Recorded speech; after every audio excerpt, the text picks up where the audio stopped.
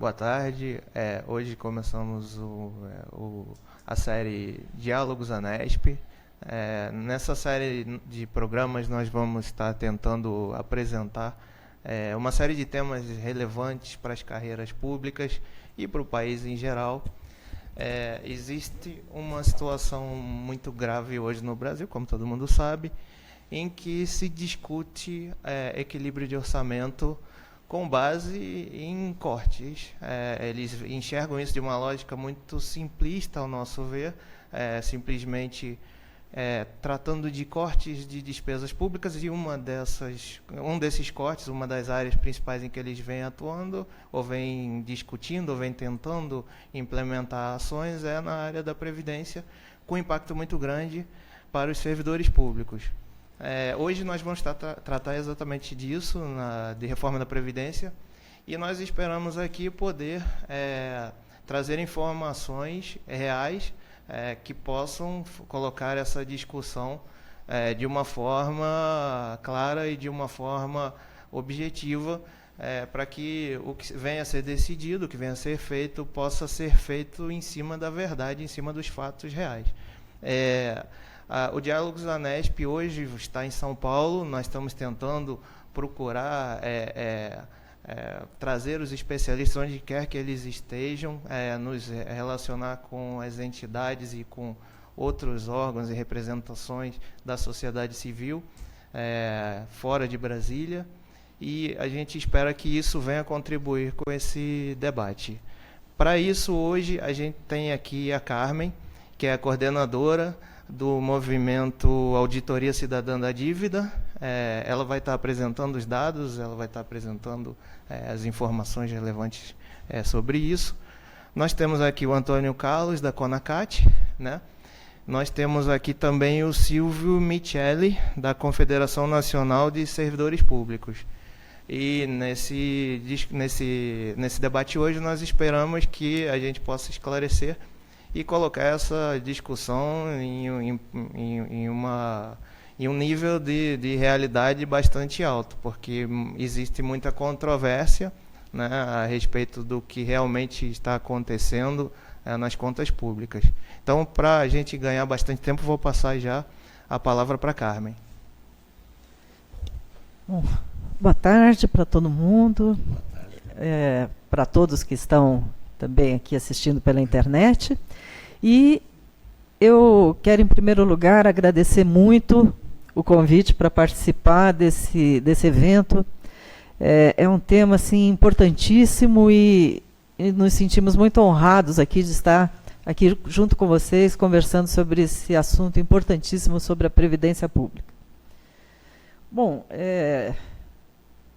em primeiro lugar, sobre a Previdência Pública, a gente tem que balizar aqui o que nós temos hoje em termos de Previdência Pública. Nós temos um capítulo inteiro na Constituição Federal destinado a estudar a questão da Seguridade Social, não é isso?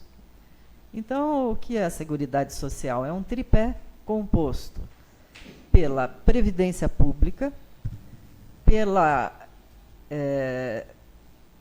assistência social e saúde. São esses três itens que compõem este capítulo da Constituição, que se chama Seguridade Social.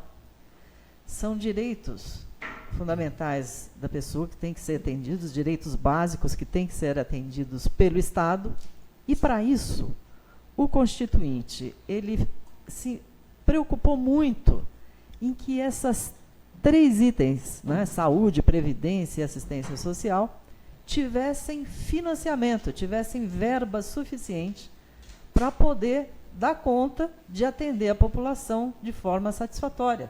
Isso já foi uma preocupação do legislador. E como é que o legislador cuidou para que houvesse esse provimento de recursos para essas três áreas, né? Ele fez uma cesta de receitas. Essa cesta é composta de receitas que são ali da folha de pagamento do empregado e do empregador, que coloca um volume de dinheiro ali, que são descontados na folha de pagamento. Tem as receitas de contribuições que foram criadas para isso. Então, há contribuições que foram criadas para isso. Tem a contribuição social sobre o lucro líquido, né? É uma contribuição que recai sobre o lucro das empresas e as empresas têm que recolher isso para subsidiar a Seguridade Social. Tem a COFINS, que é uma das maiores arrecadações do Brasil, que foi criada para isso. O nome da contribuição já diz tudo, é a contribuição para financiamento da Seguridade Social, né? Então, ela foi criada para financiar a Seguridade Social. Então, nós temos aí uma série de outras contribuições também, né? Então, este é o pacote de financiamento da Previdência Pública. E isso é super suficiente para a Previdência. A Previdência, com esses recursos, é superavitária. Isso já comprovou a ANFIP, que é a Associação dos Auditores Fiscais da Previdência, já mostrou que a Previdência, com esses recursos, é superavitária. E, atualmente, na CPI da Previdência, que está ocorrendo lá no Congresso Nacional, também ficou super demonstrado de que são recursos suficientes. O que é que acontece, então, para que o governo diga que é deficitário? O que o governo faz é o seguinte: ele pega essa cesta e só considera nos cálculos a parte de contribuição da folha de pagamento. Ele não considera as contribuições, essas outras receitas. Ora, se ele considera só uma parte, obviamente que ela vai parecer deficitária, né? Então, é uma manobra contábil, de demonstração contábil, que é feita pelo governo, que faz com que esta Previdência seja deficitária. Mas nós temos aí, comprovado pela Previdência, de que ela é extremamente superavitária. Silvio ou Antônio? Silvio, por favor, fique à vontade. Bom, boa tarde a todos e a todas, aos internautas que nos acompanham. Boa tarde ao amigo Antônio Carlos, presidente da CONACAT, ao nosso intermediador, o Vinícius. Boa tarde também à doutora Carmen Bressani. Também quero aproveitar também e saudar a nossa grande amiga, doutora Maria Lúcia Fartorelli, que é a coordenadora nacional, né, da Auditoria Cidadã da Dívida. E agradecer o convite que me foi feito pelo colega jornalista Sérgio Lerrer, que está aí nos bastidores controlando o programa. E meu nome é Silvio Miceli, como já foi dito, diretor de comunicação da Confederação Nacional dos Servidores Públicos. Sou um servidor público de carreira, também oriundo do Poder Judiciário do Estado de São Paulo. E a introdução que a doutora Carmen fez, de uma certa forma, já abordou, já deu realmente a iniciação de tudo aquilo que nós temos que dizer, né? Infelizmente, eu sempre reputo que a partir dos anos 90, quando o presidente Fernando Collor foi eleito, os servidores que até então gozavam de uma certa relevância, de um certo respeito, né, Antônio Carlos? Eles acabaram caindo no ostracismo, né? Começou com aquela história do Caçador dos Marajás, onde você pega um pequeno grupo e aí coloca como se fosse o conjunto do funcionalismo, que não é verdade. Depois nós tivemos, o próprio Fernando Collor tentou mexer na Previdência lá em 1990, mas não teve apoio político. Depois veio o impeachment, aí veio o presidente Itamar Franco, que a principal preocupação dele era debelar a inflação alta. Aí nós tivemos, a partir do governo FHC, a PEC 33/95, que depois resultou na emenda constitucional número 19, que foi a primeira reforma da Previdência. Depois, no governo Lula, emenda constitucional 41. Depois a 47, que é a PEC da PEC, e que só essa emenda constitucional 47 só saiu, ressalte-se aqui o trabalho do senador Paulo Paim, que hoje é coordenador da CPI da Previdência no Congresso Nacional, no Senado Federal, ao lado do deputado federal Arnaldo Faria de Sá, coordenando na Câmara dos Deputados. E agora vem esse novo projeto, né, de reforma da Previdência. É importante que o internauta que nos assiste e que não esteja diretamente ligado ao funcionalismo saiba que nós, servidores, independente da carreira, nós sempre contribuímos com o total dos nossos vencimentos desde o momento que nós entramos no funcionalismo. Isso forma um bolo, né, que é chamada Previdência, aqui no caso de São Paulo, dos servidores públicos, é o antigo IPES, o Instituto de Previdência do Estado de São Paulo, hoje São Paulo Previdência, tá? E que, na verdade, todo esse déficit que é falado, e aí o pessoal da Auditoria Cidadã da Dívida, e já foi falado aqui também pela doutora Carmen a respeito da Anfip, dos dados da Anfip, hoje presidida pelo nosso grande amigo Floriano Saneto, e a gente não esquece dos amigos, doutor Wilson Romero, enfim, turma que já está aí de longa data, né, trabalhando, que, na verdade, a Previdência do Brasil ela não é deficitária. Né? É uma grande falácia, uma grande mentira. Os dados eles são mais do que comprovados. Mesmo com toda a crise política e institucional que nós vivemos nos últimos 2, 3 anos, que aí resultou no impeachment da presidente Dilma Rousseff e tudo mais, os dados que são referendados pela Anfip, porque são funcionários do próprio governo, então são dados do próprio governo. Você tem aí um acúmulo de superávit de 70 bilhões, 80 bilhões, 60 bilhões, e nos últimos anos, mesmo com toda essa crise institucional, ainda assim você tem aí um residual de 20 e poucos bilhões, 18, 19 bilhões, quer dizer, não existe essa necessidade de se fazer uma nova reforma da Previdência e se colocar mais uma vez o servidor público como uma espécie de responsável por todas as mazelas do país. Né? A gente vê que a situação é muito diferente. Não é o servidor público que tem apartamentos com sacos de dinheiro, né? Não é o servidor público que carrega mala com 500 mil reais para cá, com 500 mil reais para lá. Então, essas questões que nós vamos abordar hoje, é importante para você que não é vinculado ao serviço público, que está nos assistindo, se interessa pelo tema, quer aprender, assim como nós vamos aprender aqui hoje também, saber que a Previdência do Brasil ela não é deficitária, nem dos servidores públicos, nem dos funcionários da iniciativa privada. Como disse muito bem a doutora Carmen, é uma manobra contábil que funciona apenas a título de justificar aquilo que é injustificável. Não é?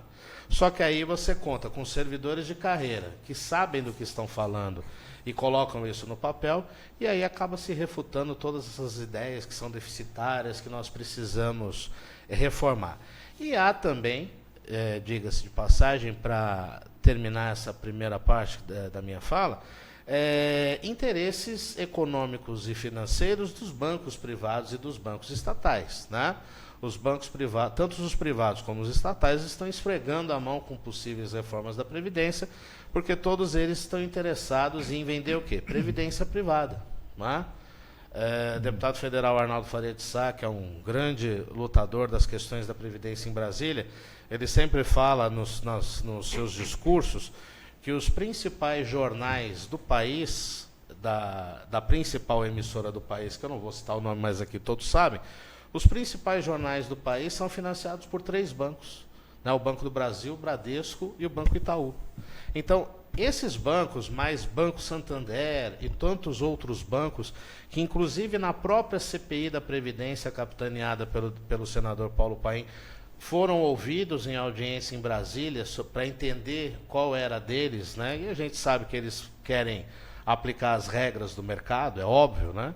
Eles estão interessados simplesmente em vender previdência privada. Eles não estão interessados em saber se o Silvio contribuiu X anos para a previdência dele pública e que agora ele, de repente, quando ele se aposentar, se aposentar, porque eles querem jogar a idade para 62, 65 anos, se ele vai ter direito à totalidade daquilo que ele contribuiu. Não, eles querem impor, né, a regra do INSS, R$ 5.400 a título de hoje, desconsiderando tudo aquilo que a gente fez no passado, quer dizer, mudando a regra do jogo, já com o jogo em andamento. Então você está ganhando de 3-0, aí eles anulam todos os gols e falam assim, não, vamos começar a partida a partir de agora. Então é isso, e agradecendo mais uma vez o convite e abraçando a todos os amigos aqui na mesa, no staff que está nos acompanhando pela internet. Silvio, inclusive, já abriu aí a discussão sobre algumas das questões que a gente ia abordar, perguntas que eu gostaria de passar para a mesa. Então vamos aí agora continuar. Perfeito. Bom, primeiro, boa tarde a todos, boa tarde a quem nos assiste, boa tarde aos nossos parceiros de mesa, Vinícius, Caio e Silvio. a CONACAT, Confederação Nacional das Carreiras e Atividades Típicas de Estado, agradece o convite da ANESP para participarmos desses diálogos da ANESP. Agradecemos esse convite de vocês. E, bem foi falado aqui, aproveitando que o Silvio Miceli falou do Arnaldo Faria de Sá, transmitir aqui que ele estava programado para estar nesse programa hoje, né? Estava inclusive agendado para vir ao programa hoje, e ele nos avisou a todos que uma emergência de última hora o chamou a Brasília e vai se colocando, como sempre, se colocou à disposição da ANESP, sempre que for chamado, com o maior prazer. Então, transmitindo o que ele pediu. Até é bom a gente falar que o Arnaldo Faria de Sá, ele sempre lutou pelos direitos trabalhistas, previdenciários, é uma pessoa que merece todo o nosso respeito, né? Que bom, e é exatamente isso. Aí a gente entra na seguinte, você me permite até com isso a introdução à minha abordagem. Qual que seria? Ora, se o problema não é técnico, se o problema não é financeiro, se como está demonstrado cabalmente pelas entidades do setor público que são responsáveis pelos números, como está demonstrado pela Auditoria Cidadã da Dívida, como está demonstrado pela ANESP, como está demonstrado pela ANFIP, pelo FONACAT, por tantos parceiros importantes. Ora, se o problema então não é técnico, pela própria CPI também. Pela própria CPI, então eu aproveito a dica para falar o seguinte: que bom que temos parlamentares como o Arnaldo Faria de Sá, como o senador Paulo Paim, que nos permitem colocar o seguinte: se o problema não é técnico, o problema é político. Sim, com Né? certeza. Só que esse embasamento técnico é simplesmente fundamental para dar respaldo às decisões políticas que são tomadas. Né? Nós entendemos que eles chegaram a uma conclusão de que estão em estado de guerra, alguns setores estão em estado de guerra, né? E elegeram como seus aliados um tal de mercado, seja o mercado financeiro, seja o mercado como ele é conhecido. E aí, assim, bom, e o que quer esse nosso aliado, o mercado?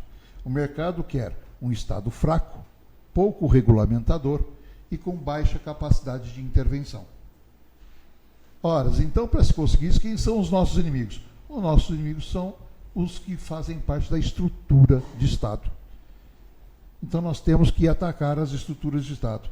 E aí, nós estamos vendo uma avalanche enorme de atitudes, né? Que vimos a terceirização, que culminou com um processo lá atrás, que depois a gente vai abordar, da terceirização, e depois do teto dos gastos, depois, enfim, e aí agora a reforma trabalhista e agora a reforma da Previdência. Que essa movimentação, que bom que temos a ANESP na vida, que bom que temos Auditoria Cidadã na vida, que bom que temos CNSPs da vida, tá? Para fazer esse enfrentamento. Porque, por outro lado, e aí eu encerro a minha primeira participação, por outro lado, nós enfrentamos, felizmente, tendo parceiros como Arnaldo Faria de Sá, como deputado federal Arnaldo Faria de Sá, como o senador Paulo Paim, mas nós enfrentamos do outro lado o seguinte: os que se articulam contra as estruturas de Estado, né, eles conseguem fazer uma estratégia de colocar 500 coisas para nós tomarmos conta, 500 frentes de batalha para nós administrarmos. Né? Só que somos poucas entidades, somos poucas forças se movimentando, poucos braços nessa tarefa. E lá divide-se aquele monte de frentes por 10, 20, 30, 40 comissões dentro do parlamento, e eles conseguem nos ocupar a todos bastante, por sinal. Eu poderia pegar um gancho na fala de vocês aqui e emendar um assunto? Eu ia até já passar mais mas pode. Posso, eu queria pegar esse gancho da parte dos bancos, das instituições financeiras, desse mercado, né? Porque tudo é o mercado. Vamos satisfazer o mercado. Acabamos com a sociedade e satisfazemos o mercado. Vou fazer o gancho com essa parte de que a Previdência é superavitária, e tanto é que existe a DRU, desvinculação de receitas da União, que vinha retirando, ano após ano, da rubrica da Seguridade Social, 20% das receitas. O que significa isso? É que essas receitas da Previdência, elas são da Previdência, da saúde, da assistência social, elas são tão importantes que elas são vinculadas. Isso significa que você destinou a receita para aquilo, as receitas das contribuições e tudo mais são para aquela finalidade, você não pode desviar a destinação dela. Então, o que fez o legislador? O legislador fez uma lei dizendo que não pode desviar, mas 20% dela pode. E agora, recentemente, isso se ampliou, passou de 20% para 30%, ou seja, 30% da receita da Previdência destinada a outras finalidades. E que outras finalidades são essas? Principalmente para pagamento de dívida pública. Uma dívida absurda, sem nenhuma contrapartida para a sociedade, né? E cobrando os juros mais altos do planeta. Quem são os credores dessa dívida? A quem isso beneficia? A quem tem beneficiado? As instituições financeiras. Eles têm sido o beneficiário real desse dinheiro que era da Previdência, que era de todos nós, né? E, emendo ainda nesse assunto da desvinculação da receita e dos bancos, né, que você estava dizendo, os bancos patrocinam os grandes jornais, né? Isso a gente vê. Cada telejornal, novela, jogo de futebol, tudo aquilo que tem mais audiência, pode ver que tem sempre um banco patrocinando aquilo ali, né?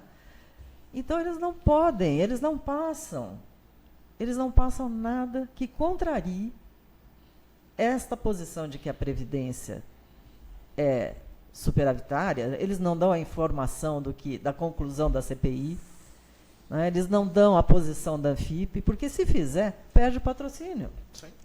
Né? Perde o patrocínio dessas instituições que estão ali tomando conta, porque é interessante, porque além da DRU, que tem sido destinada para os bancos, né, tem aquilo que você falou, da previdência privada. Diz que só com essa perspectiva de possibilidade de mudanças da Previdência, diz que já houve um aumento significativo da venda de planos de previdência privada. Né?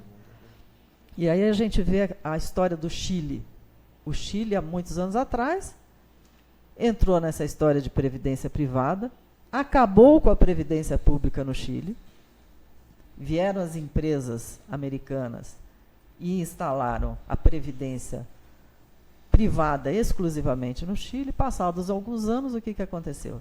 As empresas quebraram, disseram, quebramos, vamos embora, saíram do país, quase todas multinacionais, foram embora, e o Chile precisou ali trabalhar muito para poder atender aquela população toda carente de previdência pública, né? Então, já há esse exemplo, já há outros exemplos, inclusive na América Latina, de seguir por esse caminho da previdência privada, que não tem compromisso nenhum com o cidadão, a não ser com os lucros da própria empresa, né? E que passa um tempo e depois quebra e deixa todo mundo na mão, né? Então, a gente tem que prestar muita atenção nisso. A quem essa reforma da Previdência atende, né? Porque não é ao cidadão. Então, ela atende a quem? Ela pede o sacrifício do cidadão para atender quais interesses, já que ela é superavitária. Doutora Carmen, só uma pergunta. Isso que a senhora acabou de relatar em relação ao Chile, parece que aconteceu na Grécia também, não é? O mesmo processo da questão da Previdência ou não? Da Grécia eu não sei lhe informar. Do Chile, com certeza. Sim, tá. Eu queria ver com os colegas quem gostaria de tratar disso, mas a impressão que eu tenho é que a Previdência permanece superavitária, apesar de nós estarmos com um desemprego gigantesco, com queda de arrecadação, com recessão, né? Nós estamos aqui com uma proporção de servidores públicos da ativa pequena ou menor, né, em relação aos que estão aposentados, e mesmo assim esse sistema continua sendo superavitário. A impressão que me dá é que quem criou, os parlamentares, os constituintes que criaram esse sistema, fizeram um sistema até bastante forte, bastante robusto, porque continua superavitário, com tudo isso contra. Essa impressão está correta? Não é adequada? O que vocês acham? Alguém gostaria de Eu falar? acho que é assim. Eu acho que o sistema da Previdência Pública, ele é um sistema forte porque ele tem a chancela do governo. Quando a doutora Carmen fala do que aconteceu no Chile, que jogaram o Chile na Previdência Pública e simplesmente quebrou, porque quando a gente fala assim, existem algumas críticas que se fazem quando a gente fala a respeito do mercado. O mercado, Deus mercado, a mão invisível do mercado.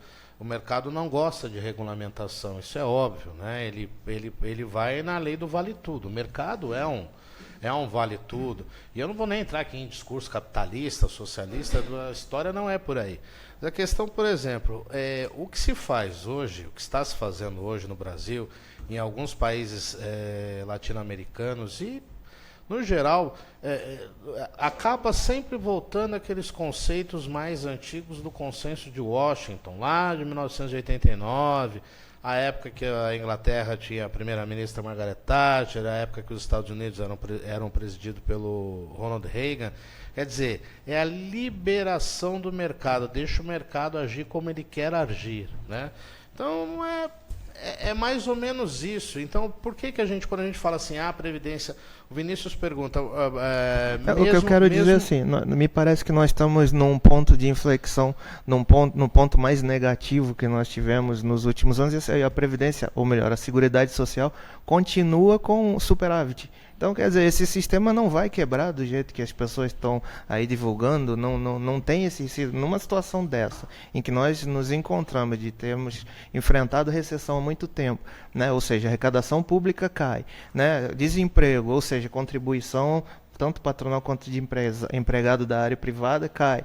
Uma quantidade de servidores públicos que não é grande, né? O Brasil não tem uma quantidade grande relativa às outras proporcionalmente, né? E não cresceu nos últimos anos tanto quanto proporcionalmente seria o necessário para manter a quantidade de gente que foi aposentada. Então, me parece que esse sistema não só não vai quebrar, como ele também é bastante forte.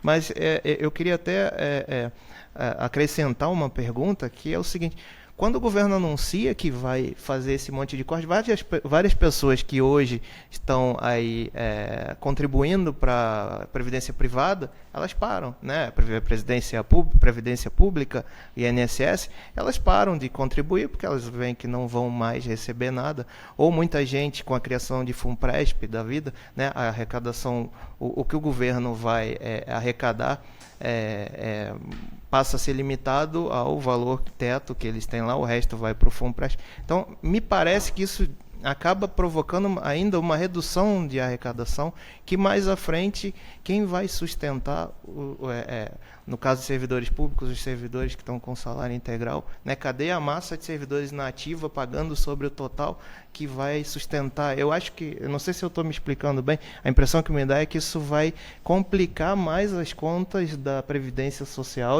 né, do que resolver. Olha, o especialista. Eu acho que o governo está empenhadíssimo, fazendo tudo o que é possível para quebrar a Previdência, né? Todas as medidas possíveis para levar a Previdência efetivamente à falência estão sendo tomadas, né? Você veja esse negócio de um país engessado economicamente, que você não...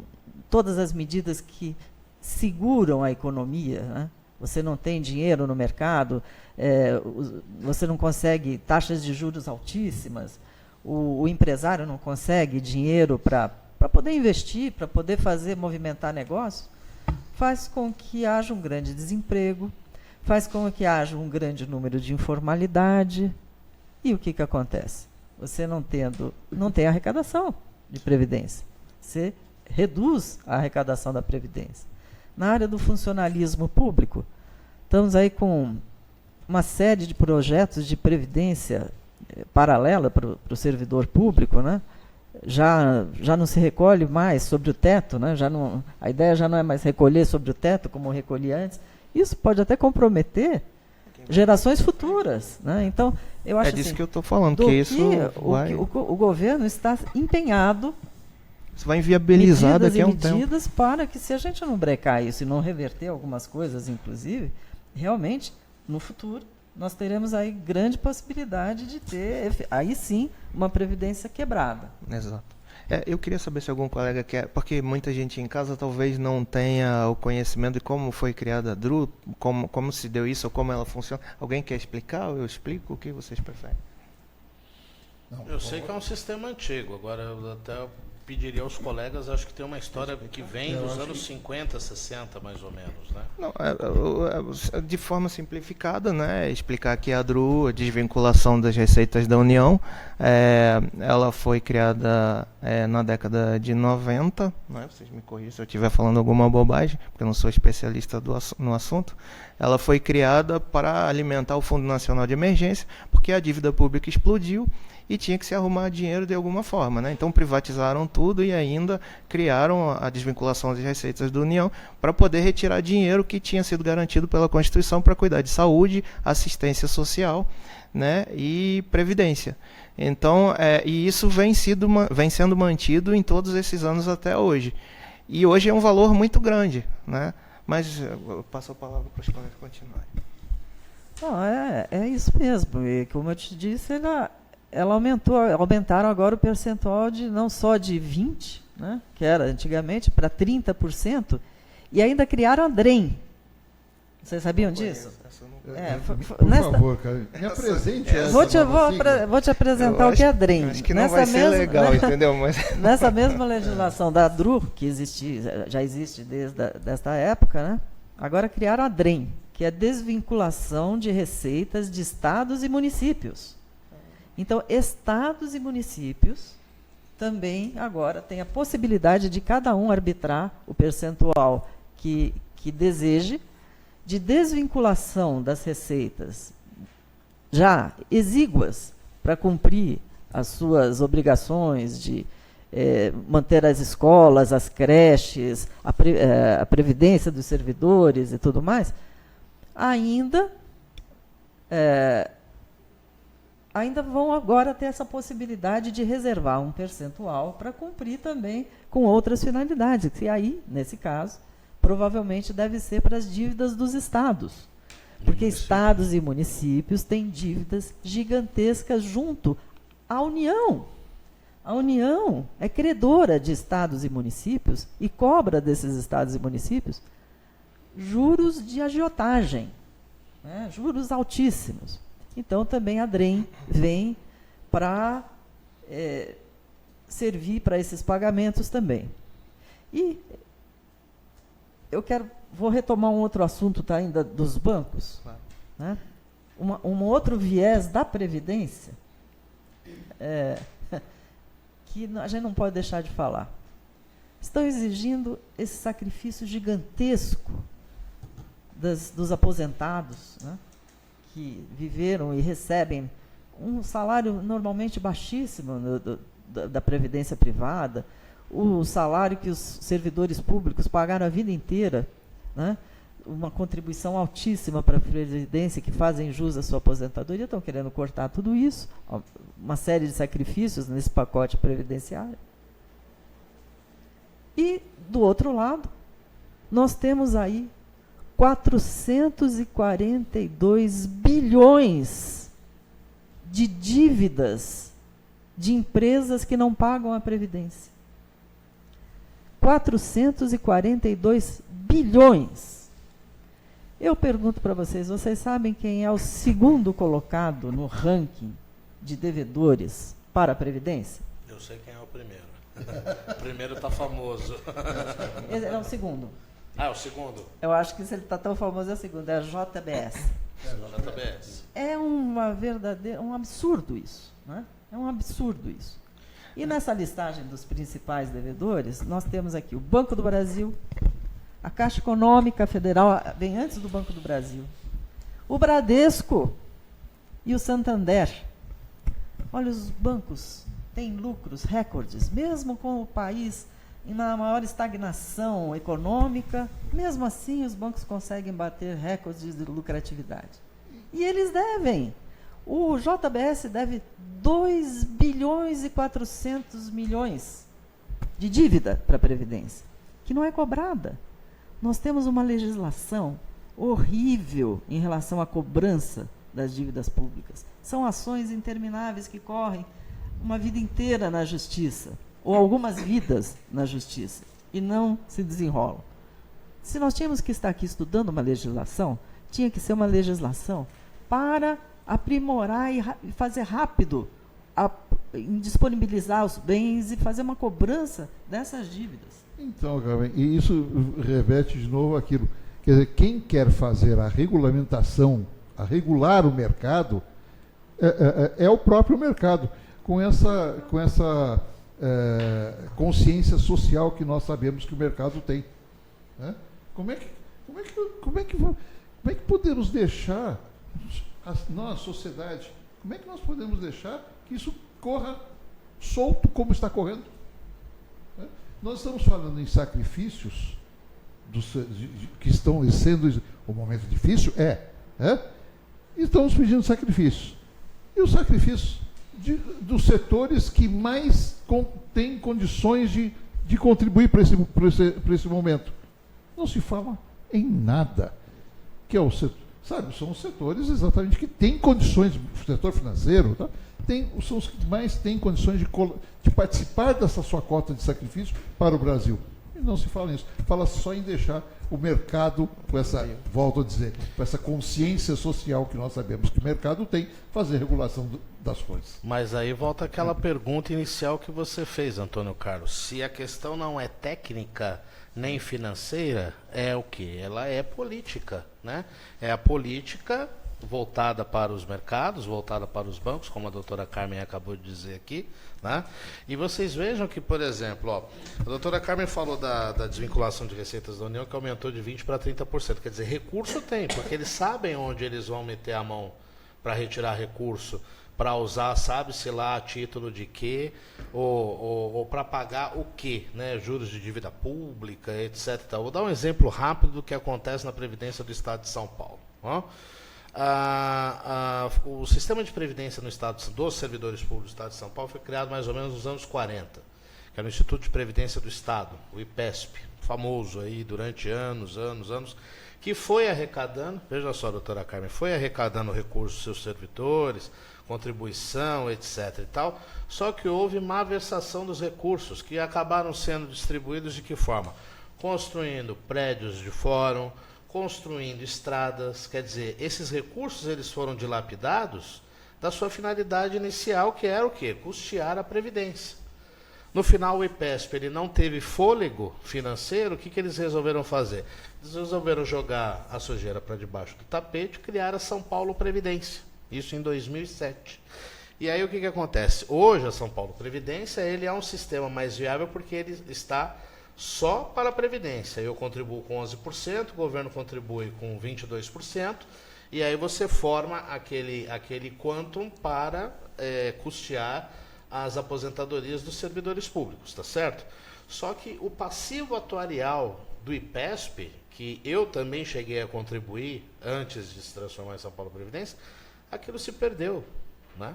O próprio governo do estado disse que não tinha condição de pagar porque, por exemplo, hoje, se a gente fosse colocar a recursos de hoje, seriam 2 orçamentos do estado de São Paulo, 2 orçamentos anuais do estado de São Paulo, 400 bilhões de reais. Ou seja, cerca de quase 3 vezes o furo que temos hoje em todo o orçamento da União. Então, 400 bilhões de reais Obviamente que isso teve os cálculos atuariais das nossas associações aqui de São Paulo, principalmente aí o pessoal da Fresp, Sinafresp, fiscais de renda, o pessoal conhece, sabe, eles conhecem, e o governo não tem como falar, não, você está errado, porque eles trabalham com os dados que são oficiais. 400 bilhões de reais, mais ou menos hoje, né, que viraram estrada, viraram prédios, viraram uma série de coisas e que foram desviados da sua função precípua, que era o quê? Custear a previdência do servidor público. Ô Silvio, deixa eu adicionar uma questão nessa discussão, que é trazendo um pouco para a minha área, que é de desenvolvimento econômico e industrial. A Carmen falou aqui dos principais devedores da Previdência. Entre os principais devedores, a gente tem, entre os grandes, né, a gente tem a Ingesa e tem a Varig. Então, eu queria trazer uma outra discussão e falar para as pessoas que estão nos assistindo, que procurem aí no site da ANESP o seminário Caminhos para o Desenvolvimento, as palestras que estão lá. Hoje existe no Brasil um arcabouço legal que complica muito a criação, o desenvolvimento, a manutenção da atividade econômica em uma série de setores, né? E muitas empresas vão à falência.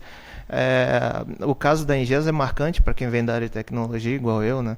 A falência da Varig. Hoje em dia, a política industrial, a política de desenvolvimento foram esquecidas. Eles trabalham só com a macroeconomia, só com aumenta, baixa a taxa de juros. Isso é uma discussão que a gente vai fazer quarta-feira, quem puder assistir, mas isso tem que estar dentro dessa análise, porque sem desenvolvimento também você não consegue manter superávit, não consegue manter o país funcionando, o governo nunca vai caber no tamanho da economia. Eu queria passar uma outra pergunta aos colegas, que é o seguinte: a mídia tem falado em superávit decrescente. Que tipo de informações vocês podem passar para as pessoas a respeito disso? Isso é verdade? Está havendo uma diminuição de superávit na Seguridade Social? Não está?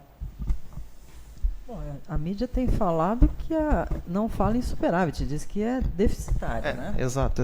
Mas quando nas poucas publicações tem aumentado esse déficit. Existem poucas publicações que falam, que dão a versão da Anfip, né? Mas nessas eles contestam dizendo que está caindo, né? O superávit de 18 bilhões, é isso que você se refere, é isso? Bem, isso é um fato mesmo, mas é aquilo que eu estava dizendo, o governo está empenhadíssimo em destruir a Previdência, né, com uma política completamente equivocada, né? Você não movimenta a economia... Eu posso fazer uma observação em cima da sua última palavra? Política equivocada, eu diria que política deliberada. Certo. Deliberadamente equivocada. Deliberadamente equivocada. Perfeito. Porque a gente tem aqui que esclarecer todos os questionamentos que eles venham a fazer, né? E eles dizem que está diminuindo o superávit e alguma hora não vai... Está né? mesmo, né? Porque a política econômica é uma política deliberadamente equivocada que leva a uma diminuição. Se você não movimenta a economia, se você perde uma mão de obra que estava lá contribuindo com a Previdência, se você não abre concursos públicos para os novos entrarem e poderem contribuir, arejar o sistema, como é que você vai fazer para pagar a contribuição dos antigos se não entram os novos? Então, este problema, né, esta condução econômica está precisando urgentemente ser remodelado. Não com esta proposta de previdência que só atinge o cidadão, o trabalhador, que está sendo já penalizado de todo jeito, com mais essa penalidade, e deixar esse sistema doente, né? Esse sistema está ficando doente de tantos atos ruins. E o trabalhador na iniciativa privada, quando fica desempregado, ele acaba gerando uma série de despesas para o governo, né? Então, isso aumenta a conta de despesas bastante também, né? E eu queria falar para vocês que eu estava lendo algumas coisas sobre a CPI da Previdência e me deparei com uma informação que fiquei estarrecida. Na CPI da Previdência houve um depoimento de um representante da Federação Nacional da Polícia Federal. E ele disse que da ordem de aproximadamente 100 bilhões por mês, 142 bilhões por ano de pagamentos fraudulentos da Previdência. Isso já foi levantado, sim. Então, veja só, pagamentos fraudulentos. A gente precisa exigir a transparência dessa contabilidade previdenciária, que está completamente sem controle, né? Então, empresas que fraudam esses pagamentos, né? Então, você veja só, você tem fraude da ordem de 143 bilhões. Você tem mais de 440 bilhões em dívida com a Previdência. Você retira da Previdência 30% dos valores para destinar para outras, da Seguridade Social, para destinar para outras funções. Você conduz uma política econômica que não abre mercado de trabalho, que não contrata novos servidores. Diminui a arrecadação. Diminui a arrecadação e você quer impor agora uma reforma de Previdência que E mesmo assim está superavitário, né? Isso é que é o mais interessante. Mesmo assim continua superavitário, né? É o que eu falei no começo. Os dados que a Anfip nos mostra e não é de hoje, por exemplo, se você pegar a questão de 2015, 2014 para trás, mais ou menos um reloginho, tem lá aquelas coisas do tipo crescimento vegetativo de folha de pagamento, essas coisas assim, mas 70 bilhões, 80 bilhões, é lógico, caiu para 20, mas caiu para 20 por quê? Reflexo desta política deliberadamente equivocada a que fez referência o Antônio Carlos e a doutora Carmen, mas mesmo assim, mesmo com tudo contra, né, mesmo com, como a doutora Carmen afirmou várias vezes, mesmo com o governo fazendo esforço para quebrar a Previdência, ela ainda permanece superavitária. A questão fundamental... Essa é a nossa percepção. Por isso que até aquela pergunta que você havia feito lá atrás, o sistema da Previdência Pública, que tem a chancela da União, vamos colocar assim, que tem o respaldo, né, da União, ele, além dele ser seguro do ponto de vista de não estar sob as inflexões ou sob as intervenções da mão do mercado, como aconteceu no Chile, né, que quebrou, e aí as empresas, né, doutora Carmen, as multinacionais vão embora, e aí fica o problema com vocês para resolver. Infelizmente a gente tentou, mas não deu certo. O que acontece? Então, justamente a gente tem que lutar, e quando eu falo a gente, não são somente os servidores públicos, o servidor público, é a iniciativa privada, são os pequenos empresários que sofrem no Brasil, etc. Para manter a Previdência Pública, porque ela sim, ela tem respaldo, ela tem lastro econômico e financeiro, para, mesmo com todas essas intempéries que já foram aqui devidamente citadas pelos companheiros de mesa, mesmo assim ela permanece superavitária, mesmo com todo o esforço que a doutora Carmen falou, mesmo com o esforço descomunal do governo para tentar quebrá-la, ela ainda permanece forte, ela ainda permanece altiva. Quer dizer, se esta política a que vocês fizeram referência aqui, eu até estava anotando aqui uns dados da doutora Carmen, né, fraudes de 142 bilhões por ano, 440 bi de dívidas que não são pagas. Aqui já deu quase 600 bilhões. 30% da desvinculação das receitas da União que são utilizadas, sabe lá Deus como. E esta política econômica que não gera empregos, que não gera nada, quer dizer, está comprovado, só nisso que nós conversamos aqui, que se você mudar a postura econômica, esta política deliberadamente que vocês fizeram referência, e começar a geração de empregos, ela vai retomar o gás, ela vai retomar o crescimento natural, independente de todos os equívocos que sempre são feitos, porque o butim, como diz no interior, é grande. Você vê que o governo ele coloca 30% na mão do butim e ela permanece firme, ela permanece positiva, ela permanece superavitária. Então, esta é a questão. Quer dizer, se você tem uma interferência, se você tem se você tem uma mudança de conduta da política econômica, macroeconômica, que passa a gerar empregos, que passa a gerar renda, e que você não joga o trabalhador da iniciativa privada para o lado B, né? certamente ela vai começar a se oxigenar por ela mesma, mesmo com todos os desmandos do governo. Isso daí me lembra, assim, eu estou me lembrando aqui da época da faculdade de engenharia, né? A gente costumava colocar CQD, como queríamos demonstrar, né? Conforme quisemos demonstrar. Né? Mas eu diria o seguinte, isso porque nós não começamos ainda, doutora Carmen, jornalista assim, o caro Vinícius, não colocamos aí, por exemplo, já que é para colocar o tamanho do rombo provocado, cadê as renúncias fiscais? Quanto nós temos de renúncias fiscais contabilizadas? Bota tudo no bico do lápis. Põe na ponta do lápis um troço desse. Eu acho que o Brasil... Esse é um item fundamental, né? Que isso é deliberadamente equivocado. E você tem, por exemplo, renúncia fiscal do agronegócio. O agrobusiness tem isenção. Essa era uma das perguntas, né? A parte agrícola, existe todo um conjunto de isenções para o trabalhador rural. Aí eu gostaria que você explicasse. O pequeno ruralista, né? Mas você tem aí o agronegócio. Isso. Não paga nada. Olha, faz parte das estruturas da Conacat, os fiscos, uma parte significativa também dos fiscos.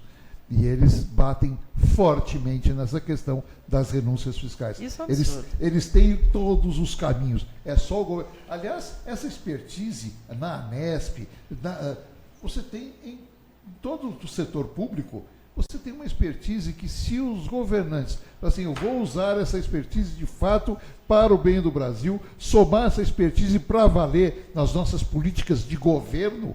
Não estamos nem falando de política de Estado, não queira nem abordar isso aqui agora, né? Mas de falar assim, nas nossas políticas de governo, vamos trazer as expertises que existem em abundância, muito positiva, muito saudável abundância no setor público. A ANESP, com certeza, se fosse mais acionada para dar a sua contribuição tecnicamente às políticas de governo, nós certamente teríamos outros resultados. Eu queria até adicionar nisso que quando foram criadas as contribuições sociais, a finalidade era justamente essa. Imaginava-se que no setor agrário não existiam condições de se financiar a previdência dos trabalhadores daquela área, e por isso que foram criadas. E faz sentido, né? Em certo grau, não para a grande empresa agrícola, né? Mas para o pequeno. Então, isso tudo tem uma finalidade. Então, você retirar o que foi arrecadado com essas contribuições através da DRU para pagamento de juros, acaba-se, obviamente, não sendo uma forma adequada de tratar essa questão. Eu queria só deixar mais algumas perguntas aqui para os colegas, que são o seguinte, não sei quem vai querer responder, mas com um pagamento, né, que a gente sabe que na verdade é uma rolagem de dívida pública da ordem de 1 trilhão, você me corrija se eu estiver errado, porque eu estou falando tudo de memória, minha memória não é grandes coisas, mas pelo que eu me lembro de memória, por volta de 1 trilhão por ano. Que diferença faz um corte de 20 bi, 30 bi, ou seja lá o que for que o governo espera, diz que vai conseguir numa reforma da Previdência? Olha, nós temos um estudo lá na Auditoria Cidadã, que a gente até pega o orçamento federal e transforma numa bola redonda, como se fosse uma pizza. É o gráfico de pizza. É o gráfico de pizza. E a gente tem demonstrado que, ano após ano, vai destinado ao sistema da dívida quase metade do orçamento. Vai algo em torno de 42, 43. O ano passado, 2016, foi 44 ou 46%. Uma coisa assim. Isso já representou mais... Já se fala em passar a casa dos 50%. Então, né? Em 2016, isso representou mais de 1 trilhão, né? O orçamento executado. Com todas essas medidas que nós estamos vendo aí, e mais aquela terrível, absurda medida, aquela alteração constitucional, a emenda complementar aquela PEC 55, que congelou por 20 anos os gastos primários. Congelou, o que significa isso, congelar por 20 anos os gastos primários? O que são os gastos primários? São os gastos com tudo isso, com saúde, com educação, com saneamento, com segurança, enfim. Esses são os gastos do país. O que é que não é gasto primário? Não é gasto primário, gasto financeiro. Estes não estão congelados. Os gastos financeiros não estão congelados. Então, para 2017, o orçamento federal, existe uma previsão de receitas, né? Nós já fizemos a pizza de acordo com a proposta de orçamento aprovada no Congresso. A fatia para o sistema da dívida ficou em mais de 50% para 2017. Ou seja, o país não precisa funcionar, as pessoas não precisam viver, a prioridade é pagar os juros. Exatamente. Isso significa o quê? Que tirou das outras rubricas todas, né? Das outras rubricas todas que já são pequenas, retirou dessas rubricas e passou para essa, porque o bolo aqui é o bolo de dinheiro. Se você aumenta a fatia do sistema da dívida, você tem que tirar de algum lugar. Esses lugares são as áreas sociais e é a Previdência. E a Previdência que é responsável por 17%, 18%. A Previdência teve a fatia, em 2016, executada de 22%. A previsão para 2017 já cai para 19%. Então, você vê que vai enxugando de tudo, inclusive da Previdência. 19%. E aí onde é que está exatamente aquilo que nós falávamos agora há pouco, Vinícius? A distribuição do sacrifício.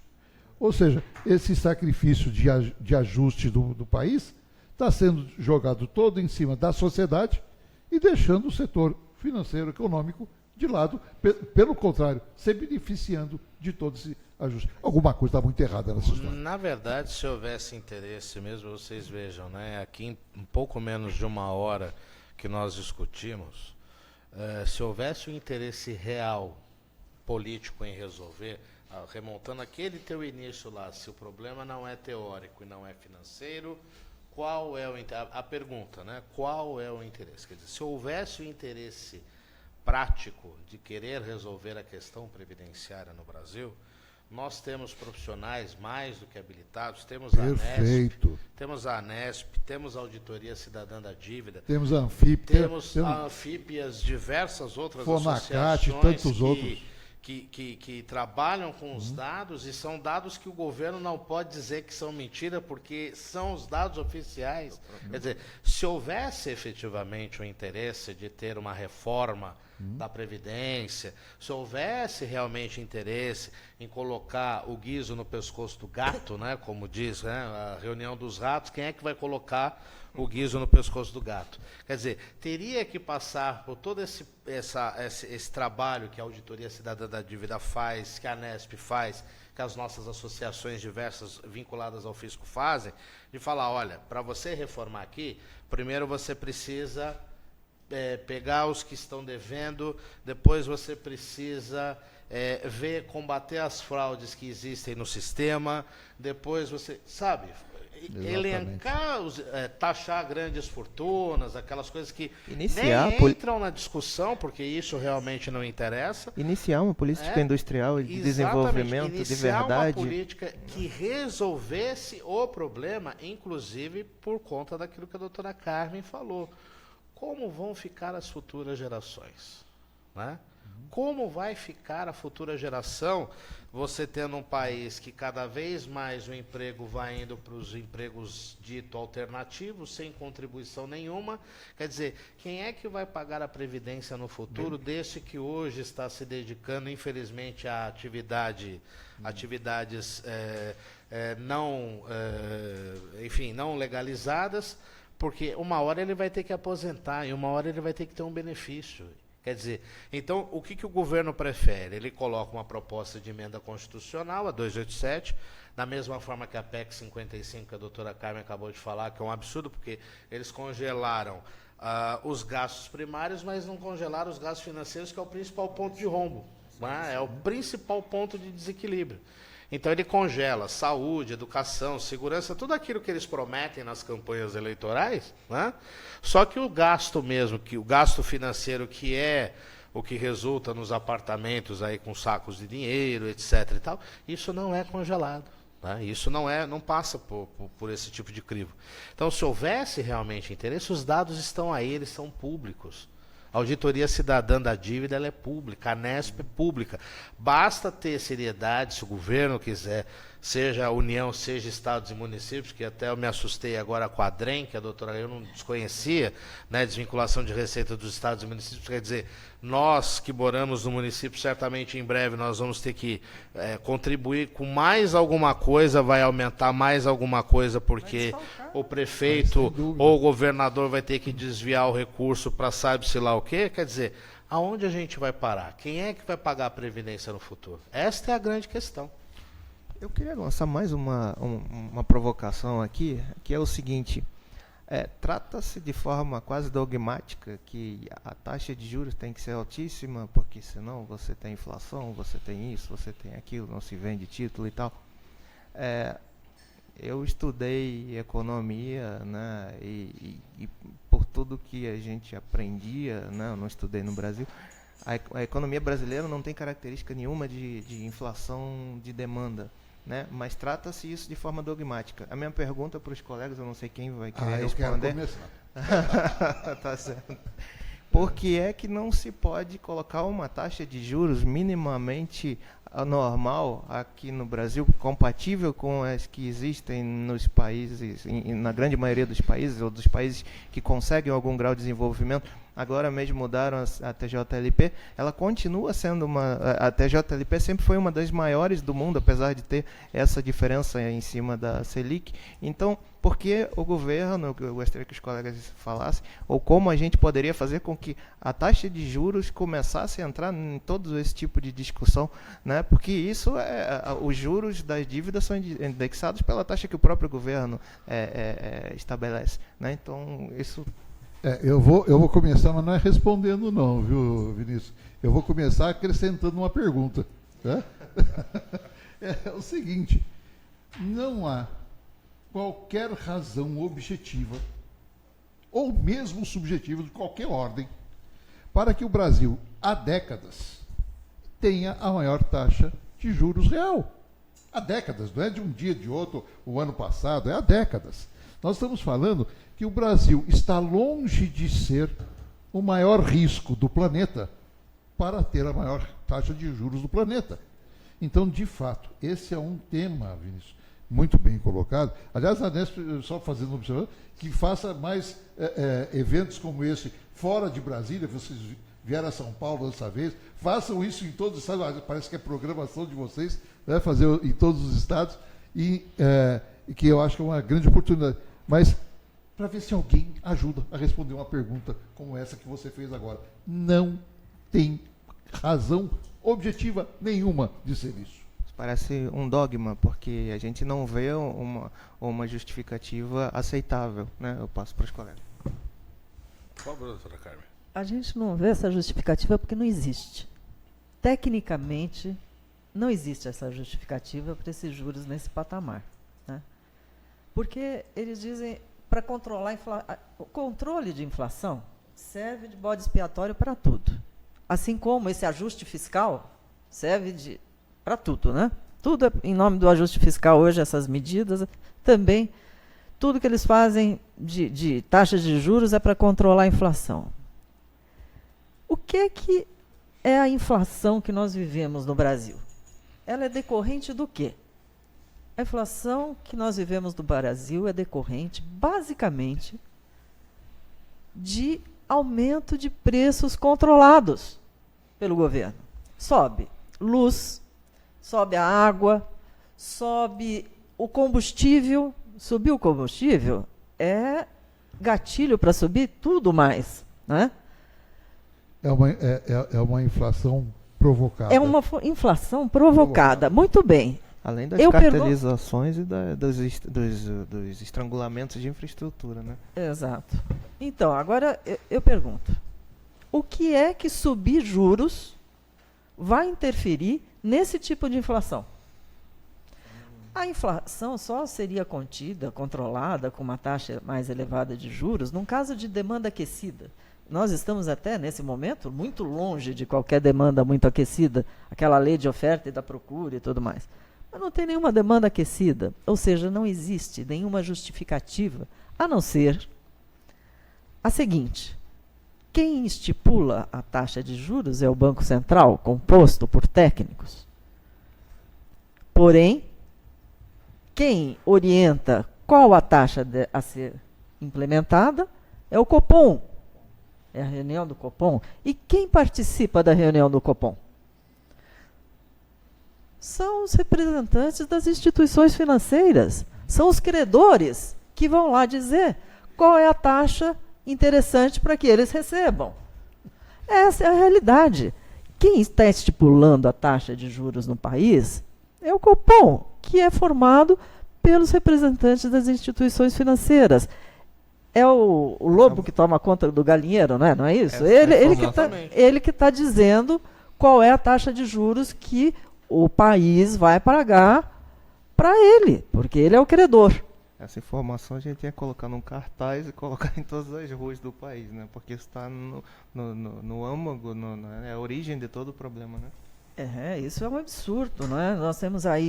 Nós emitimos títulos da dívida pública brasileira a juros gigantes, né? A taxa Selic muito alta, e você vê os títulos americanos, né? Que não pagam aí 0,5%. E, aliás, o Brasil é um dos maiores credores dos títulos americanos, sabia disso? O Brasil tem uma fortuna em termos de títulos americanos. Ele emite aqui. Ele emite aqui. Se viesse alguém sério, amigos, para dirigir a economia do país, de fato, com vistas ao Brasil, tendo como foco o desenvolvimento do Brasil, o bem-estar do Brasil, daria um nó nisso tudo, que conforme está bem colocado aqui. Mas o ministro da Economia também é o representante dos bancos, aí fica difícil. Exatamente, é muito complicado. Aí seria a maior raposa tomando conta do galinheiro. Aí realmente a gente vai ficar aqui rodando que nem cachorro atrás do rabo, porque você vai sempre cair naquela mesma questão, né?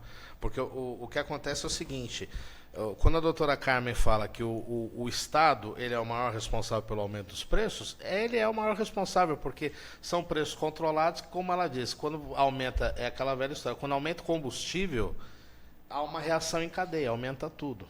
Não é? Então, isso independe de questões político-partidária, política de governo, como disse o Antônio Carlos, é questão de interesse mesmo, é o mercado. O mercado ele se autorregulamenta, lógico, jogando pelos interesses dele. Isso é óbvio. Eu pergunto para vocês, aliás, é uma pergunta que eu queria fazer para a doutora Carmen, né? Quando ela fala a respeito da questão da emissão de títulos. Né? A emissão de títulos, o Brasil é um dos maiores taxas de juros do mundo. Obviamente quem vem muito capital especulativo ganhar dinheiro aqui, tá certo? Faço para a doutora Carmen, para os companheiros da mesa também. Como é que a gente, em termos de país, em termos de Estado, poderia, que também seria uma linha de frente de atuação, como é que a gente pode começar, dentro de uma perspectiva até de mercado, jogando com a raposa, reduzir essa taxa de juros para que o capital que venha para o Brasil não seja apenas um capital meramente especulativo atrás de uma remuneração maior de juros, e sim um capital que venha, por exemplo, para construir empresas, para gerar mão de obra, para gerar empregos e para fazer a nossa roda, Estado brasileiro, girar. Nós da auditoria da dívida lutamos por aquilo que faz parte do nosso nome. Nós lutamos por uma auditoria dessa dívida. É uma dívida imensa, né? Então, se você deve tanto, bilhões, esse dinheiro entrou e serviu para quê? Entrou esse dinheiro? Não. A dívida pública, nem o dinheiro sequer entra. É também um jogo contábil, que o dinheiro é fabricado. A dívida é fabricada. não há nenhuma contrapartida social para essa dívida. Então, nós lutamos por uma auditoria da dívida. Só que quando a gente diz isso, também vem os interesses do mercado dizer, vocês querem dar o calote. Não é calote. Calote é você dever uma coisa efetivamente e não pagar. Isso é calote. O que nós pedimos é que seja auditado, seja verificado minuciosamente quem fez esses empréstimos. Sim. Para onde Para onde isso foi? Quem se beneficiou com isso? Por que esses juros são tão altos? Uma série de coisas. Porque só assim, nós tivemos experiência de auditoria em outros países. A Auditoria Cidadã, através da Maria Lúcia Fatorelli, que é a coordenadora nacional, participou da auditoria da dívida no Equador. A dívida foi drasticamente reduzida a 30% do valor, porque eram frutos de negociatas, até dívidas prescritas estavam sendo pagas. É uma coisa completamente absurda.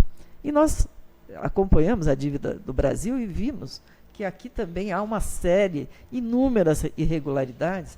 Então nós temos que pagar, mas temos que pagar uma taxa adequada de juros e temos que pagar por uma dívida efetiva, aquilo que a gente realmente deve. Nós não podemos estar descolados de um patamar de juros que existe no mundo.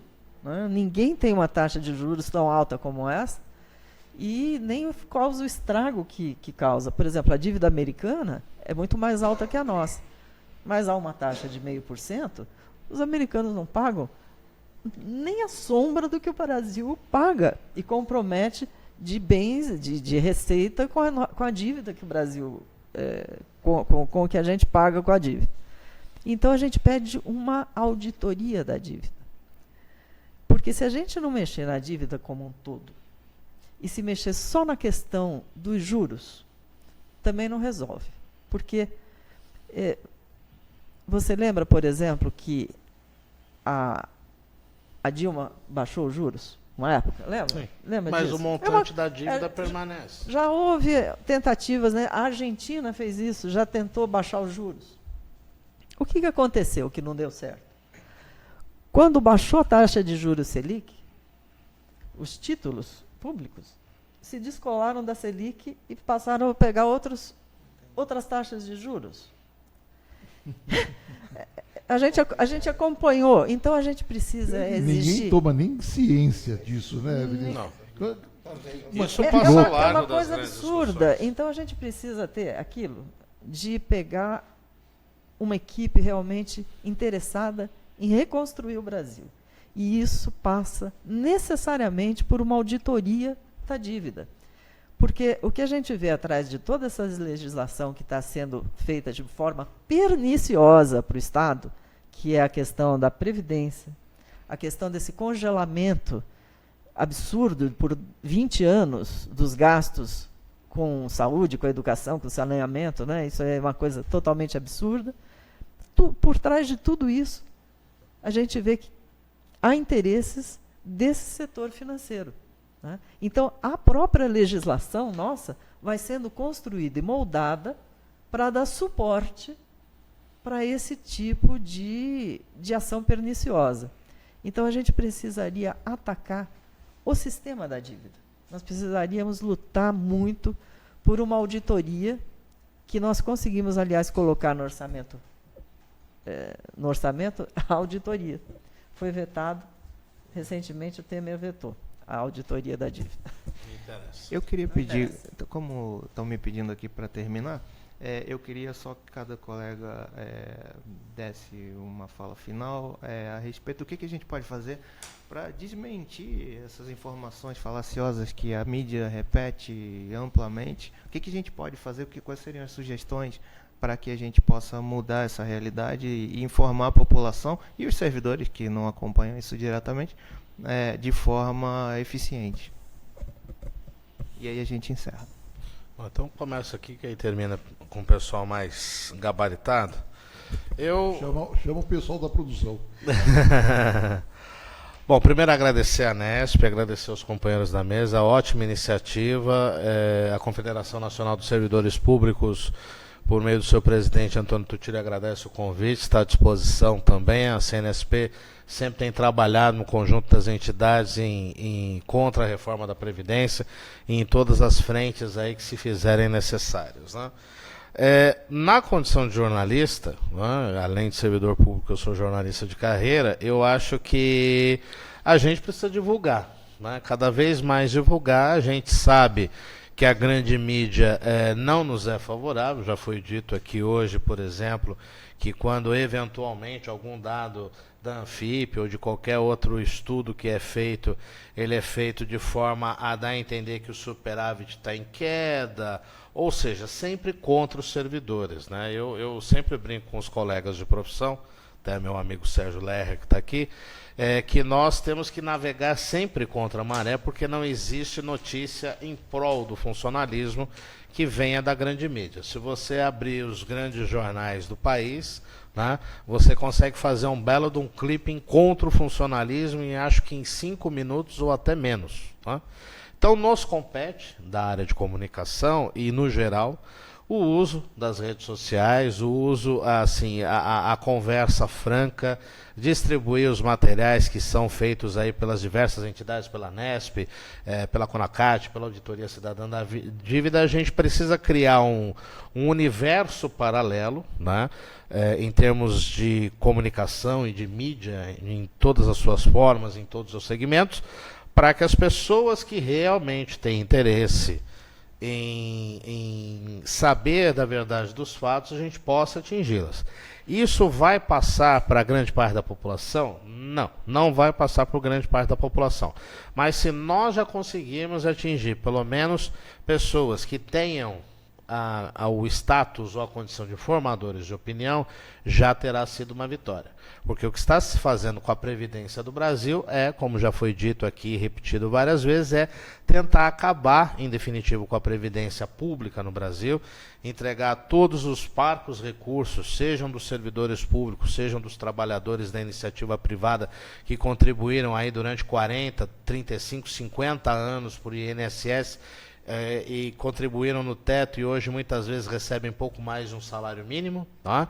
É o que eles querem fazer, eles querem entregar tudo para a Previdência privada, tudo para os bancos, né?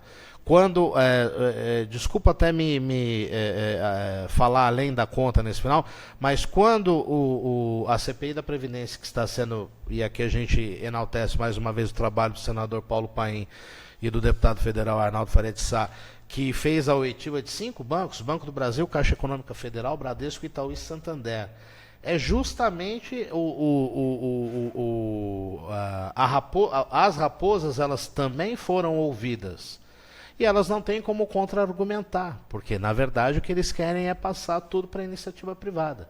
Com o nome que seja, previdência complementar, mão invisível do mercado, nomenclatura, se a gente tiver alguma dificuldade, a gente pede para os amigos da Polícia Federal, que são maravilhosos em encontrar nomes para as operações que eles fazem, mas realmente acabar, como disse a doutora Carmen várias vezes, acabar com a previdência pública e deixar tudo na privada. E aí, esta privada ela pode ser analisada sob diversos aspectos. Um abraço a todos, obrigado pelo convite mais uma vez, saúdo os membros da mesa e até a próxima, se Deus quiser. Eu também agradeço muitíssimo o convite, essa oportunidade da gente discutir, pensar. Eu já aprendi muito aqui na mesa com os colegas que brilhantemente trouxeram aqui muitas questões importantes. E eu acho que esse evento que congrega assim, várias entidades, várias associações, sindicatos, é uma coisa muito importante, porque importantíssimo nós somarmos força nesse momento, né? Estarmos juntos e lutarmos contra isso. Essa é uma coisa importantíssima. O esclarecimento às pessoas também é fundamental. Eu acho que isso é muito importante, vai ser divulgado nas várias entidades, né? E cada um pode ser um replicador do que ouviu, das conclusões a que chegarem. Então, acho que isso é muito importante. A conscientização das pessoas que não têm acesso às informações verdadeiras porque recebem só um viés, né? que é um viés que não corresponde à realidade dos fatos, infelizmente, da grande mídia, colocado pela grande mídia, e esta oportunidade que nós estamos tendo de trabalharmos em conjunto, né? Só assim a gente vai conseguir tentar barrar esse verdadeiro crime que estão tentando perpetrar com esta contra-reforma da Previdência. Obrigada. Bom, eu vou encerrar a minha parte respondendo um pouquinho a pergunta que você fez, Vinícius, agora há pouco, sobre o que fazer para desmentir essas informações de que a Previdência é deficitária, de que é preciso reformar a Previdência. Muito bem. Primeiro dizendo o seguinte, fazendo uma informação. Nós temos que trazer para essa luta, também, além das nossas forças já que estão mobilizadas, nós temos que trazer, talvez, alguma força de fora, exterior. E, com isso, nós fomos, a questão de 2 semanas atrás, ou 3 semanas atrás, fomos 4 presidentes de confederações a uma audiência com o diretor-geral da OIT em Genebra, e entregamos lá uma denúncia, pelo setor público, nós entregamos uma denúncia que pedimos que se somasse a uma denúncia que já existia feita na convenção da OIT em maio, e que não foi dado o tratamento que nós todos esperaríamos, e pedimos que ela se somasse àquela denúncia e fosse para o que se chama de lista curta, que eles dão a denominação lá na OIT, que é para tomar providências. Pedimos auxílio externo. A segunda coisa que eu quero dizer é o seguinte: na guerra da informação, não dá para, infelizmente, o telespectador ver, não dá para ver, mas só para dar um exemplo prático. Você está nos aeroportos do Brasil, você está